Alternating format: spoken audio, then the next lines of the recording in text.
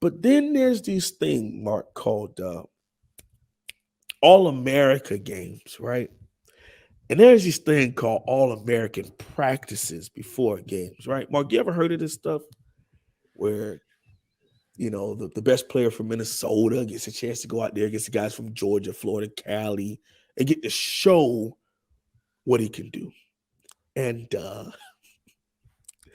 there was a lot of heads being turned because Pancake was putting people in the dirt and having them screaming on the way down because when he got a hold of them, Mark, they couldn't go anywhere. And now they magically go in the opposite direction. And they were 6'5", 250 pounds also. Okay. So big, big fan of what Pancake Honcho brings to the table and what he can do. And I also believe that here's where I'm a little iffy, Mark. Because in my lineup, I'm thinking Cohen is one of the tackles, right? Okay. So Zion Nelson comes back, and I believe he's going to be in conversation for one of the other tackles. Now, Cohen to me is a pure tackle. He could gain the weight to go to guard, but why? I think he could really contribute. And he could even beat out Zion Nelson at tackle, in my personal opinion. Just saying. The right guard is Maui Goas. No questions asked, in my personal opinion. Jalen Rivers, a guy I'm about to talk about after this, is the left guard. Then you bring in Matt Lee, another guy transferred from UCF, as your center. So where do I think that where do I think that Pancake Honcho can do it? I believe Pancake definitely is going to be in conversation in a big battle for that tackle opposite of Cohen. Could be left, could be right. Battling out Zion Nelson, who I think is going to be the other opposite tackle for me. Again, bringing in Jalen Rivers coming back, a guy that was doing pretty well, grading in the 80s according to Pro Football Focus, and then tore his knee up, so he was out last year. Okay. You lose Ja'Kai Clark to the transfer portal. He follows his old offensive line coach, old offensive coordinator to SMU. Wish him all the best. So you have in a guy in Matt Lee, a really good player, all-conference player out of the American Conference from UCF comes and he contributes. And Mark, I'm gonna tell you this story here, and then we'll go on to something else here. There's been this story about Matt Lee, and I don't necessarily know where it comes from, but supposedly this guy is like a little cuckoo, man. Like he's the kind of guy that'll get like pre-workout, take a scoop, take a straight, no water, nothing. Then go over to like the power clean and just throw like 405 up like it's nothing. And then just start screaming. And there's a story that he did that at his very first weight session at UCF. And he did the same thing at Miami, and everybody goes, okay.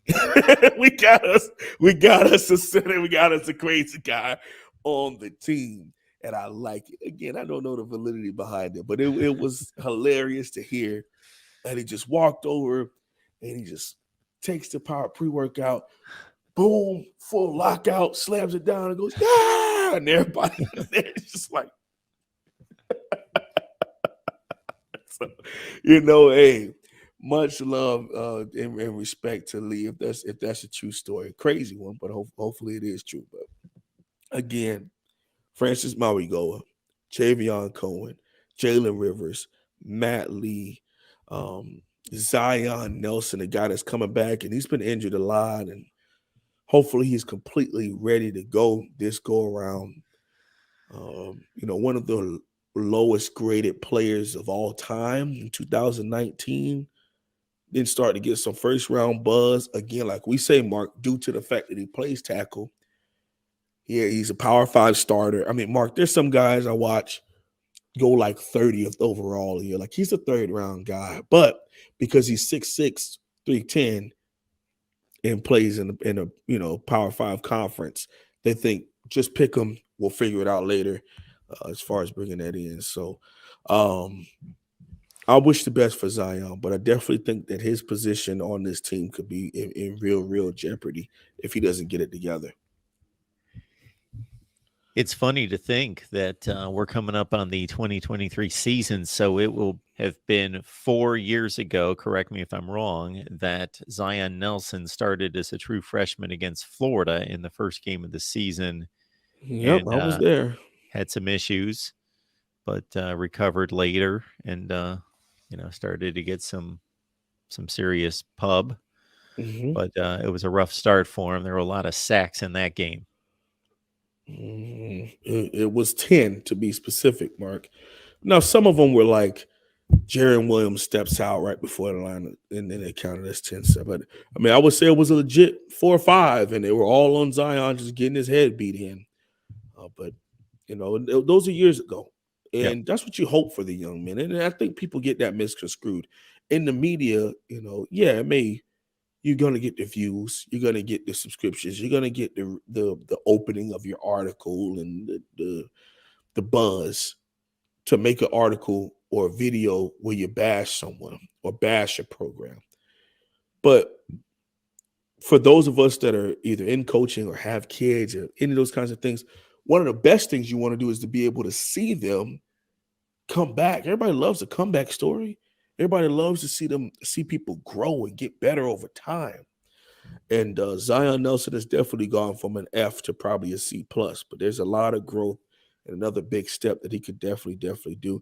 And I know for a fact that Coach Cristobal, Coach Mirabal, Coach Bain, um, these people know for a fact that that's what they are working their behinds off to do for him, because no one goes into games like, oh, we can't wait to lose today. No one goes in and like, oh, you know what? I'm not going to coach you hard because I don't like you. Coaches, well, that's a little iffy. But for the most part, coaches want the players to look good, because if I put all into you and you do well and you succeed, that also benefits me in the long haul, to be able to say I was the one who made Zion Nelson. I was the one who found him, developed him, and then pushed him out to be an 18th pick for the Cowboys. Those kind of things. Those are very, very, very multi-beneficial for the player and the coach. So you know that we want to win. Oh, I'm sorry. University of Miami football would like to win. I gotta break that eventually. And it starts with the men up front, and it's being able to put a unit that we can be proud of out there. That's actually gonna get the job done, man. Not just look like it, not look great in the uniform, not have the size, but play as a unit. And eventually, a couple years down the road, I can see Miami owning the line of scrimmage if they can find some more Francis Marigos and Pancake Honchos to put on this team.